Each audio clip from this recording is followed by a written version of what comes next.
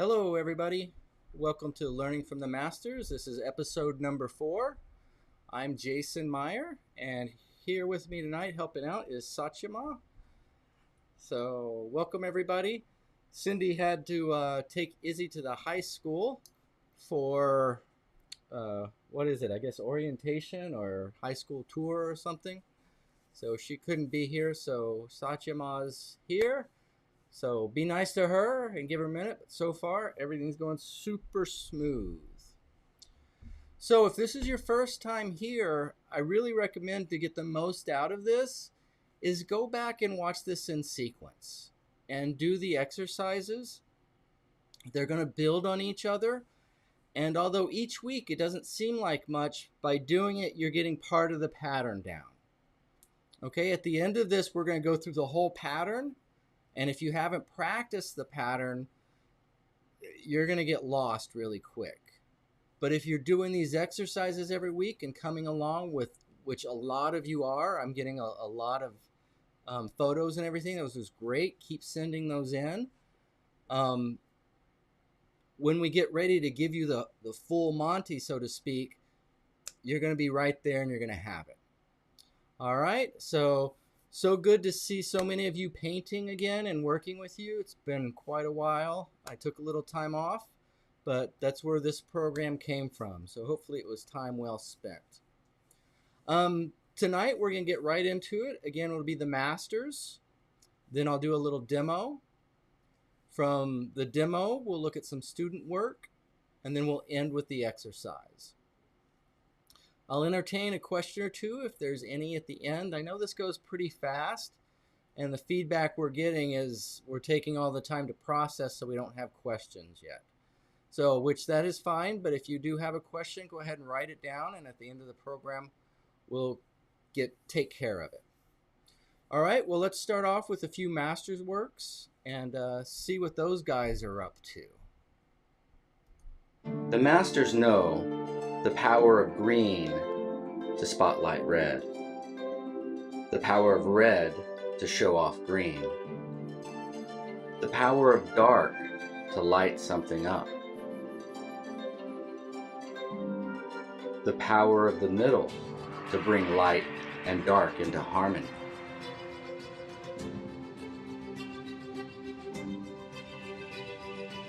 The power of the highlight to bring the entire painting to a conclusion.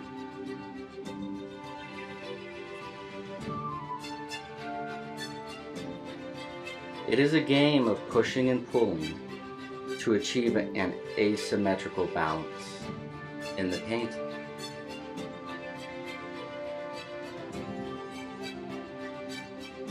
They understand the role and power of each and every member of the crew.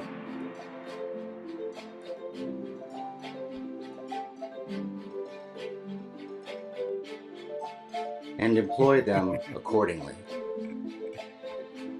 That was just for you, Susan. You can tell that way.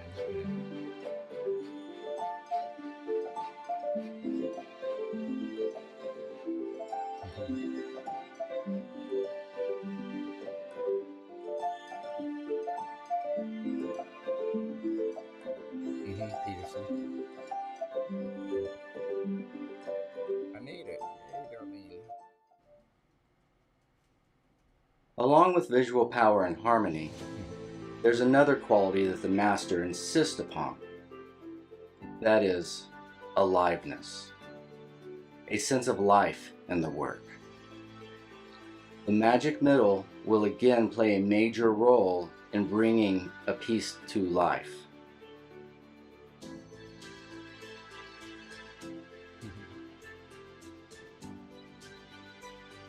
When we keep the middle, the background, too even, it can cause our subject to go flat, go lifeless. At first glance, the painting might appear stronger. After a deeper look, we realize that we are experiencing a stronger background, or that the background is advancing. The problem with this is the background should recede 45. not advance. The subject should advance and the background should recede.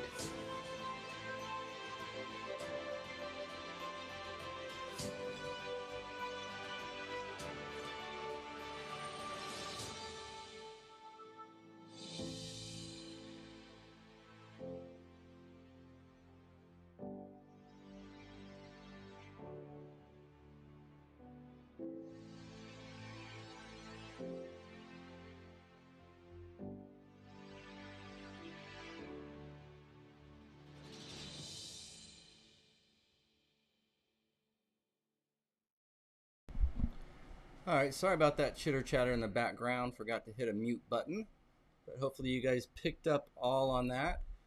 Could you guys, if you weren't able to tell, what I did on there is I took the original painting and then I repainted the background with a color that was already in the background, but I made it solid. And if you couldn't see it, I'd like you to go back and look for it, because that's how you strengthen your looking and seeing skills, is spending some time exercising those muscles. Okay? And like I said, at first when you do it, you might get a feeling, wow, I like that. But what it is you're seeing the background, and by that background coming forward, it's actually making the entire painting weaker. Okay? So we're going to continue to explore a little bit of the background today, and that's what our demo is going to be about. Through the demo, we're going to kind of run through the first 4 episodes in a sense. In that, you're going to see me mix up our crew. We'll harmonize at some point, and then we're going to take the next step from there. Okay, so let's jump right into the demo and get that going. So we're going to start by mixing up our crew here. And for my light and dark, I'm going to go with a yellow with just a little red in it. And the video is sped up 2 times. This is twice as fast as it actually happened, just so that it's not a very long video. So I'm mixing up a dark yellow now, and that was yellow ochre, a little burnt umber, and a little black. Remember to balance those out. And then you just have to see how dark. If it's a little bit green, I feel like it's a little too green, I'm going to add some darker red to darken it up, and then take a little of that green out of it. Pull that yellow from green a little bit more towards orange.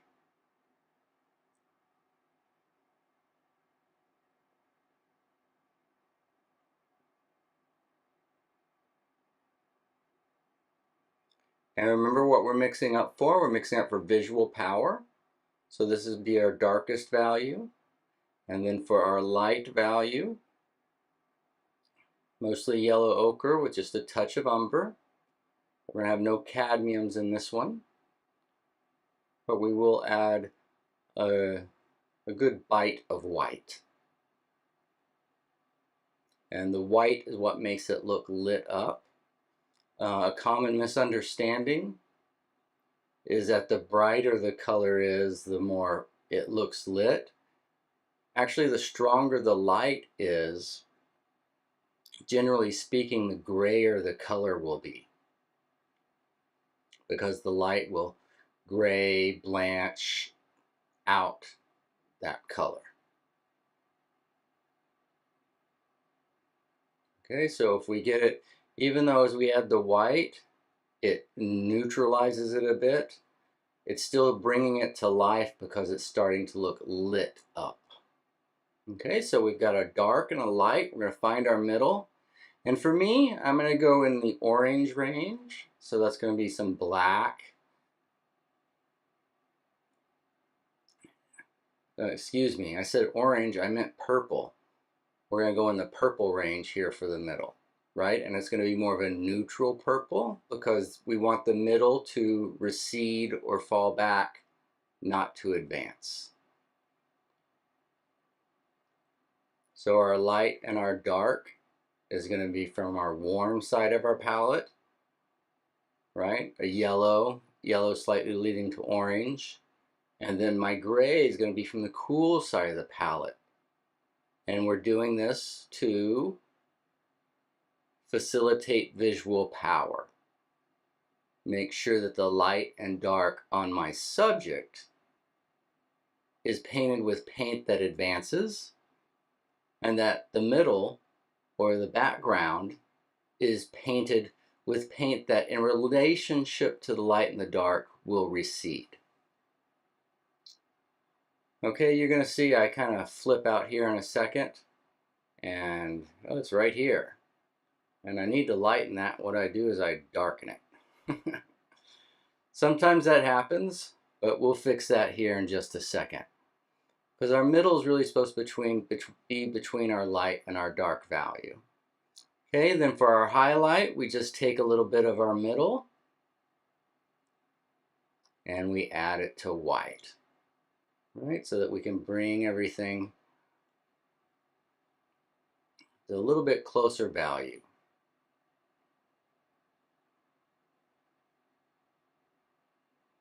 Okay, and I've gathered my senses back about me and realized, wait a minute, that middle's entirely too dark.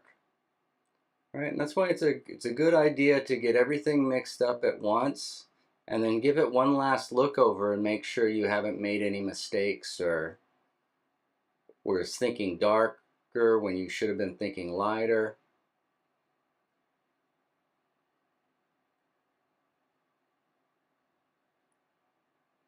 Okay.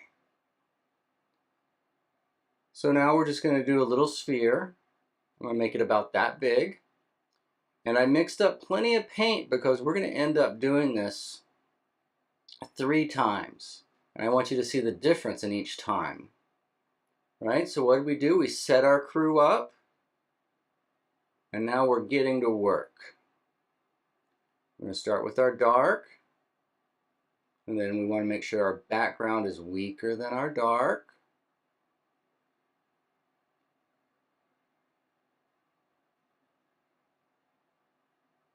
And then we can draw the basic perimeter of the light with the background.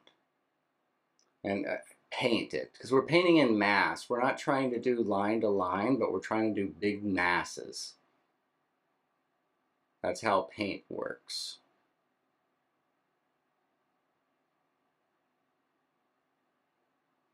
Then with our light, and as our light is put on there, it should jump off of there. And I think it does.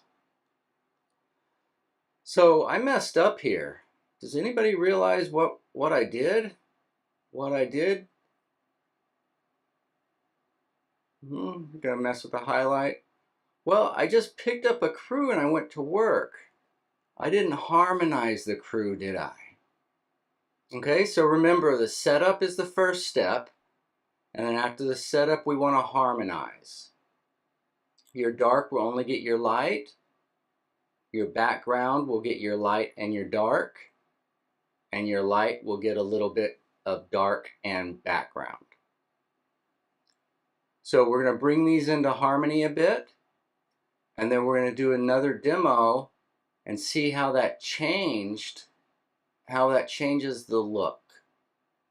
Okay, and it's wouldn't be a bad idea for you guys to do this 3 times either, just for you to see it for yourself in your own paint. And then when it happens while you're painting, you'll begin to recognize, oh, wait a minute, I didn't harmonize.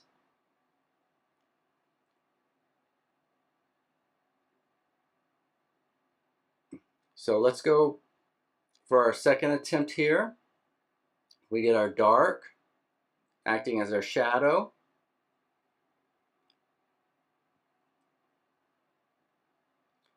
And we get our background. Again, it's all been harmonized now.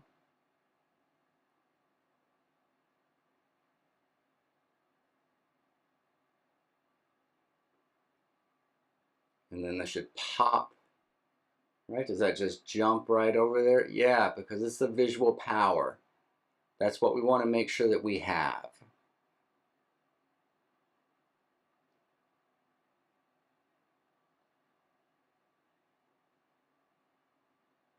If you don't have visual power, nobody other than the people who love you will be looking at your paintings. And we don't want to give people a chance. We want to say, hey, look here. Okay, do you see how much more alive that is after we've harmonized? All right, now let's take a deeper look at our middle. And what's the range of our middle? Well, we need to keep our middle lighter than our dark and darker than our light. So instead of going with a single middle here, what I'm going to do is I'm going to mix something up slightly darker than the middle I have and slightly lighter. In other words, as I go back, my middle literally becomes my middle, and I try to go a little bit more than that and a little bit less than that. And in this case, I'm doing it with value, with light or dark. Okay? So we're doing the same thing here, but what we've done is we've basically given the middle a friend. We've divided the middle into a light middle and a darker middle. But both the light middle and the darker middle have to be weaker than the shadow and the light. Again, we'll put our shadow in. And then on the shadow side, do we want darker or lighter background over there? Well, darker will make it go away and be real quiet, and lighter will give it more of a pop, right? Because the dark against the light will make more noise than the dark against not quite so dark. And then just the opposite on the light side, we'll have the dark over there to make that light pop even more. Does that make sense? So these exercises, before we're done, I hope that you guys are going to learn how to use these simple little exercises and tools to decide how to key your paintings and what color your paintings are going to be. And that's going to allow you to get to a finish much quicker than in the middle of your painting thinking, oh, what color do I want this? Or how should that background be? Right? You'll have a system to work very efficiently. So we'll soften that interior edge. And I believe we need a highlight. So when we look at these, can you see how much more life that third one has? By just giving the middle a little variety.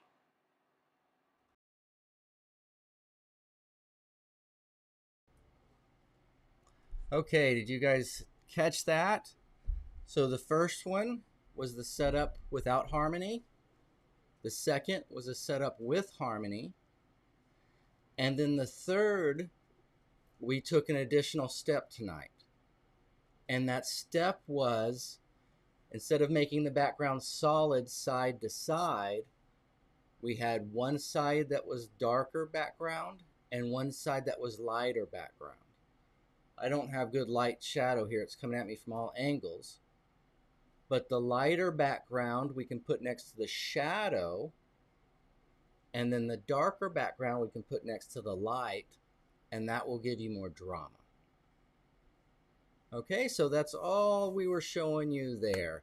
If it takes you a time or two through it, go through it and see if you can't watch it. Maybe if my words are confusing to you, I know some people are more visual, turn that audio off and just watch it and see if it doesn't make sense then. Okay, this week again, we're going to tour some of the student work, see what's been going on with some color wheels and some of the red, yellow, orange, light, and dark mixtures. And then from there, we'll look at some of the exercise for you this week. So Claudia had a great question about how to apply this to the landscape. And I will answer that towards the end of the thing. But I'm sure a lot of you are thinking, this is great, but I don't do portraits, or I do landscapes, or I do still life. How does this apply? It's getting there, I promise you. So just wait till the end, and I'll give you a hint of what's coming up. All right, so let's take a tour of the student work now. Let's have a look at some of the exercises from last week. We've got a couple of the color wheels. Did anything on the color wheel surprise you? Did you see any of the colors differently by doing it? And then we have the lights and the darks of the yellow, orange, and red.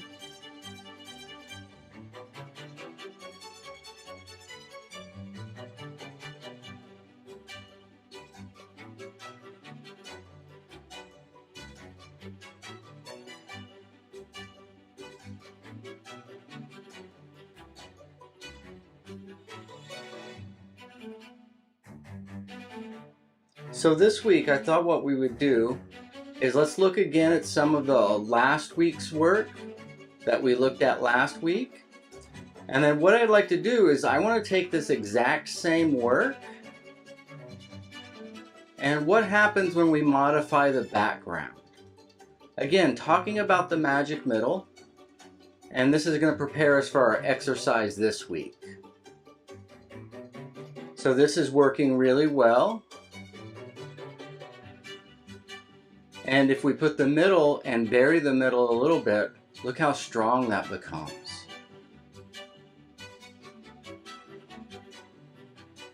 Again, I did not touch the center or the focal point at all. I just messed with the background. If our background is too even, too flat, the background becomes strong, too strong. It starts advancing instead of receding. But with some variety in the background, especially if it's ordered correctly, it can bring a lot of focus and power to your subject. Again, these were all beautiful. This is again just to illustrate the power of the background.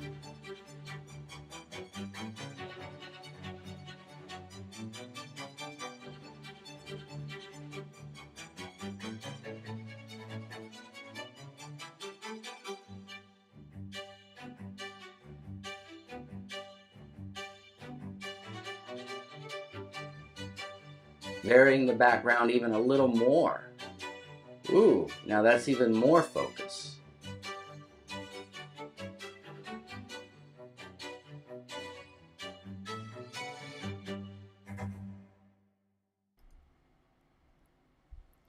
Okay, so you guys see the difference there? The power that the background holds? I hope these first 4 episodes have really convinced you that the background is an important role that has to be fulfilled by the right player. So for our last little segment here, before we answer Claudia's question, is the exercise for the week. And it's really short, but basically you're going to mix up your crew. And then for your middle value, whatever your middle value is, you're going to mix up a darker middle and a lighter middle. And then do the sequence with it. Again, that'll be repeated on the exercise, but sometimes it helps to hear it more than once. On its face, these may not seem like much. And hopefully you guys aren't getting bored with doing these in week number 4. Right? I want you to have a little muscle memory. So as we take it a step further each week, it's not a struggle. It's, oh yeah, I remember these first 5 steps because I've done them 4 times before. Okay, so that's the idea. So let's take a look at our exercise. It'll be just a few minutes. And then we'll finish up with answering a couple of questions. For this week's exercise, what I'd like you to do is to paint the 3rd sphere. In other words, you'll mix up your crew, a light and a dark, a middle and a highlight. And then I want you to come back in your middle and mix a little bit darker middle and a little bit lighter middle. Then use the darker and the lighter middle as your background and see if you can't really make that sphere pop. Okay? So for your lighter, you'll just need to mix up more white. And for your darker, it's just less white or more of the other pigments. You're welcome to choose what color you want to do. Do yellow, orange, or red as the advancing color as your sphere. And then either do green, blue, or purple for your background. Okay, so we put our dark in first. We work from dark to light. I'm softening my edges there.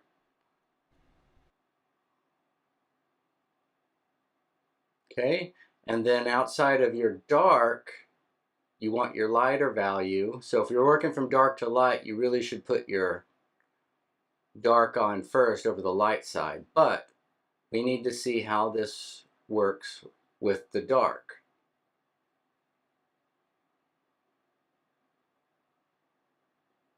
Okay, easy peasy. So you got the shadow, you've got the lighter dark around your shadow side, and then you frame your lighter side with the darker middle.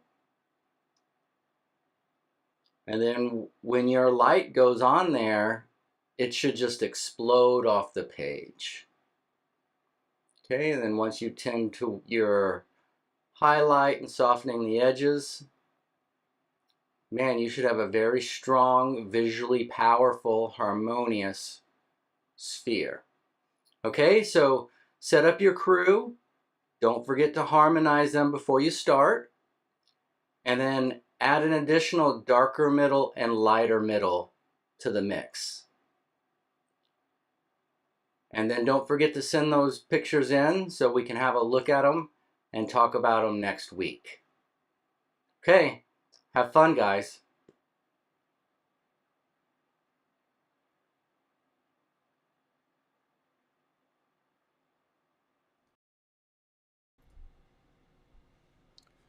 Okay, so we've had some good questions come in. Claudia's was up first, and she wanted to know how we apply this to landscape. I've intentionally started the first month here. It's going to end up being form, and then it may carry on one more week. But from there, we're going to go into, I'm going to talk and do exercises that are for landscape. And we'll end the program, which is going to run March, April, and then through May, looking at still life. So before this program is over, I'm going to show you how to use visual power and how to approach it for all these different things. But it takes doing one step at a time. I can sit here and explain it to you, say the words, but unless you're able to internalize it, unless you can get it to come out of your hand, really, what good is it?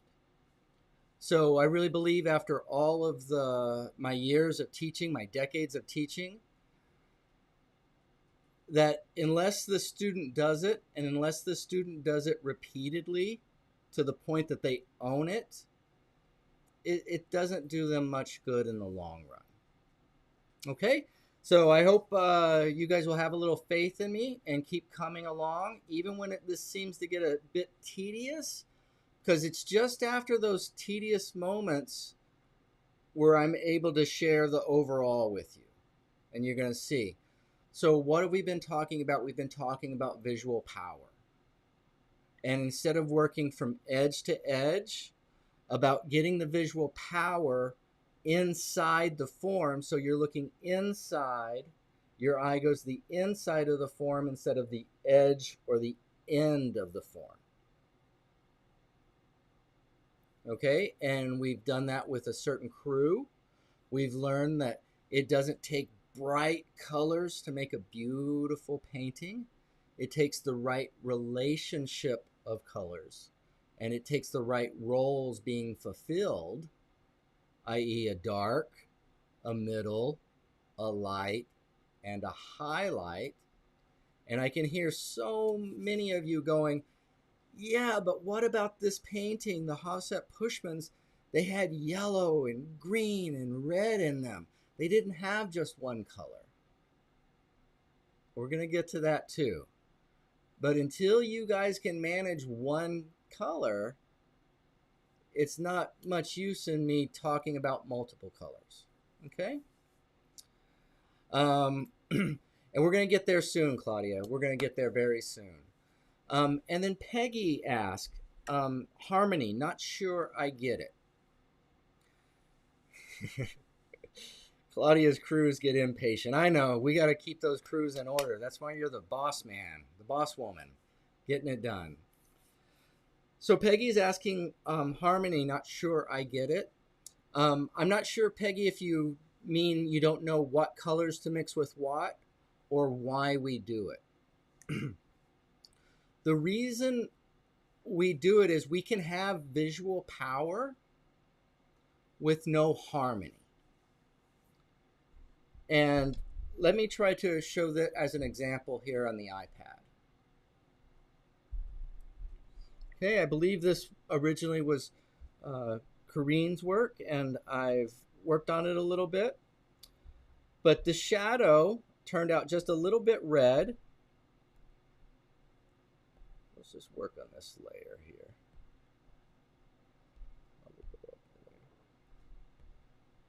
So if I go to this yellow that she has down, right, what I want to do is I want to darken that and then increase the chroma in that just a little bit.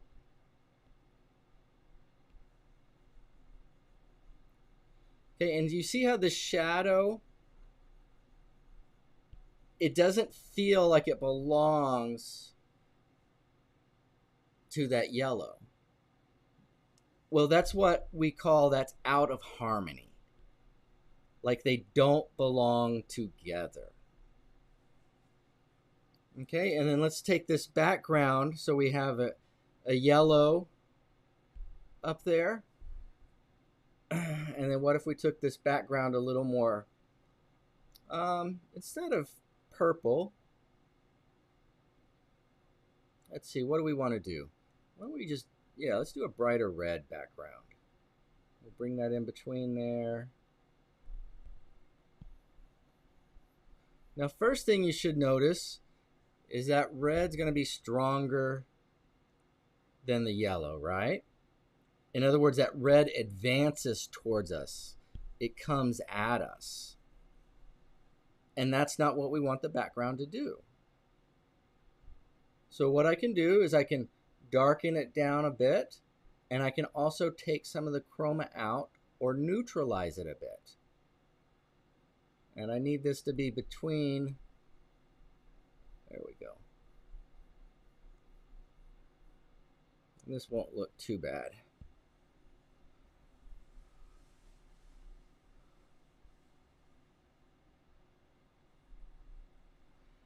But in one sense, this is like having a neighborhood where none of the neighbors will speak to each other. Everybody's got their territory, and everybody's sticking to their territory, and that's that. This is my business, none of your business. Well, that doesn't really feel good. It doesn't feel like a neighborhood. Right? So what harmonizing is about is making our neighbors a little friendlier. So if I take a bit of this yellow and put it in the shadow, if I take a bit of this yellow and put it in the background, if I take a bit of the background color and stick it in my light,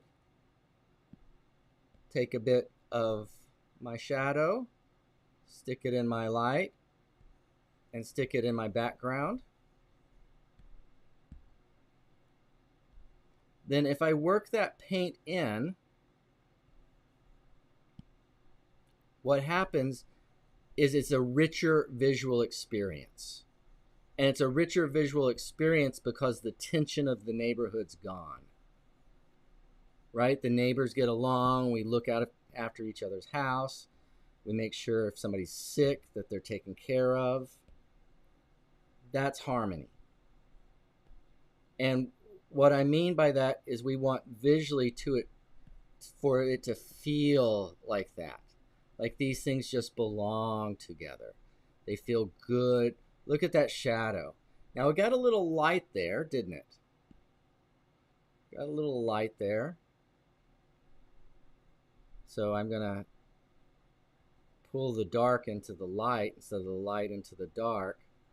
And that's better. But do you see that? It was just a hint, but already it's falling into line. Then as we do our light, right, it just takes that biting yellow out of it and it allows it to sit in there. Okay? Okay, so Peggy's asking about the colors. So, it'd be better if I had a graphic. But for the highlight, the only thing the highlight harmonizes with is the background. So I take a bit of the background and I put it in the highlight. And I believe I had instructions on all this on the first episode. You might want to go back to there. I think there was even printouts I showed and stuff. But I could be wrong. But the highlight gets number 3 or the middle. Then the light gets the background and the dark. The background will get the light and the dark. But our dark will only get a little bit of our light.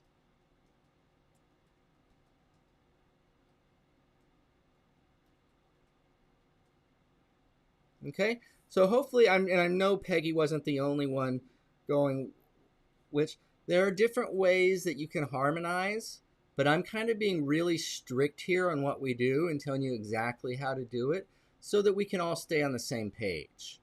If we do every possible way it can be done, we've got people running in all directions and it's really hard to hold the class together. So I hope that helped out. Great questions tonight. Thank you for all of that. And I think we're going to wrap up tonight. We went a little over half an hour, but that's okay. For this week, give me a little sphere and then give me a light and a dark background. But guys, I want you to employ everything we've learned up to this point, especially from that first episode. Our edges need to be hard, but how hard do they need to be? Because remember, we want them to look inside. So if that highlight's not overcoming the edges need to get weaker or the highlight needs to get stronger. Okay? It's real easy to slip back into our old thinking patterns, but the thinking pattern we want from this program is to think and work from visual power. Okay? So keep ticking away every week at these exercises. And as you're doing them, try to think and see the visual power for yourself. Okay? Because ultimately, it's about how much visual power you want, what color scheme and what harmonies you want. Right? I'm just trying to show you how they can be effective. All right, everybody, we're going to wrap up for this week. Thank you so much. If you appreciated what you saw, please give us a thumbs up, a subscribe. If you thought it was worth a little bit more than that, Satya Maz left a donation link in the chat, and we're very thankful for all the help you guys get. It helps us produce more of these episodes. Have a great week. Keep painting. Darlene, I've been watching you. I know Claudia's back painting. Darlene, you're on it. Peggy's been doing this. Karen's in it. We got a good group going again. You guys keep doing these exercises, and after this program's over, for those of you who did the exercises, I'll spend a couple of weeks and maybe we'll have a few programs where we can give you some feedback on your personal work. But before I do that, I want us to be on the same page and cover some of these things. All right. Have a great week, everybody. Love you guys. Say goodbye, Sachama. Bye. Thank you.